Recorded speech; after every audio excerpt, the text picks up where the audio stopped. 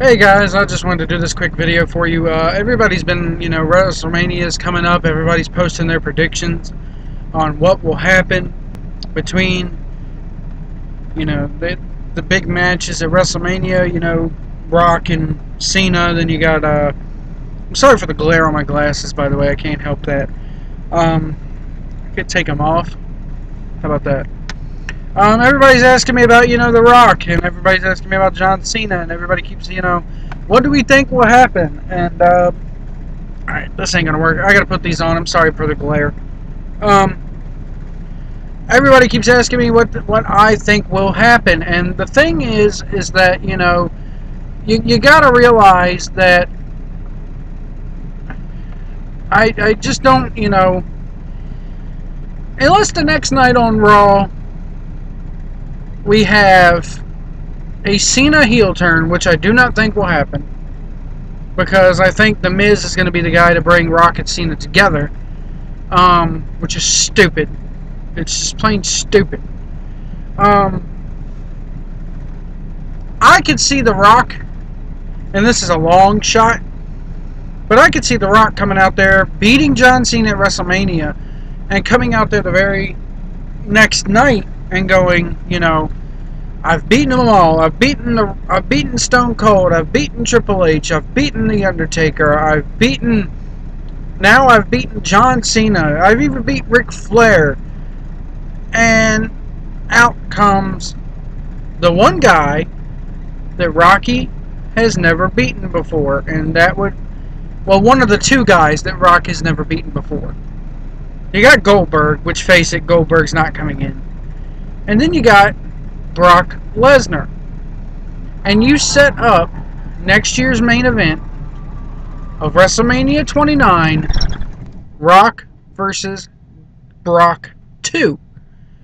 You remind them of WrestleMania 2002. It's been 10 years since they fought almost, guys. 10 years. God, I'm getting old. But anyway, but in the end, I think we're all going to see that this is going to turn into a big, big, big love fest. And to steal a line from Clerks 2, it's probably going to end with Rock flat out bricking in Cena's mouth. I mean, it's just going to, I don't like it. And Cena makes a good point of maybe, maybe these, these fans who are booing him are just fans left over from the Attitude Era that can't let go. Well, I'm sorry if I refuse to sit there and treat the wrestling business as if it's all, just peaches and cream. I'm sorry if I refuse to sit there and eat your plain cornflakes for breakfast every morning. It's just not going to happen. Fans got sick of Hogan. People, okay, if people who love Hulk Hogan today, even if after all his heel turns and everything, those are just fans from the 80s, Yeah, those people who still love Hulk Hogan, they're just fans from the 80s. It's time we hate Hulk Hogan, And people fail to realize the people turned Randy Orton babyface. The people turned Hulk Hogan heel. People were booing Hogan in WWE back in 1993, right before he left. So, I don't get Cena's mentality. I, quite frankly, am hoping for an injury from the son of a gun, so he gets something other than vanilla. Jericho and Punk. Do we really need the whole your father is a drunk, your sister is a whore storyline? I don't think so. What's wrong? I mean, I know this is typical WWE. We got to create drama. We got to make movies. Have two people fight over who's really the best in the world? That's not going to draw. Ring of Honor does it all the time, and they've been in business for 10 years, folks. Now, granted, Ring of Honor is number 3 in the country as far as wrestling promotions are concerned, but hey, they've come a long way in 10 years. But anyway, What's wrong with just having Jericho, Punk? These two claim that they're the best. We're going to have them fight to see who's really the best in the world. Isn't that what football players do? Isn't that what MMA does? You know, Jock A wants to fight Jock B to see who's really the best. You know? Why do you need to bring that other crap into it? Heaven forbid we should make pro wrestling seem just a tad bit real. Heaven forbid. Sheamus versus Daniel Bryan. I don't care which way it goes because, quite frankly, I think it's going to be a good match and I like both their characters. Moving on.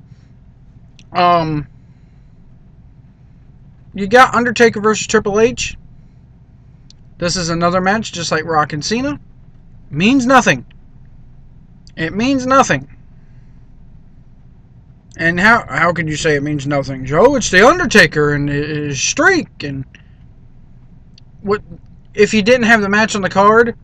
Would it really bother you? Undertaker's going over probably, but I mean, come on now.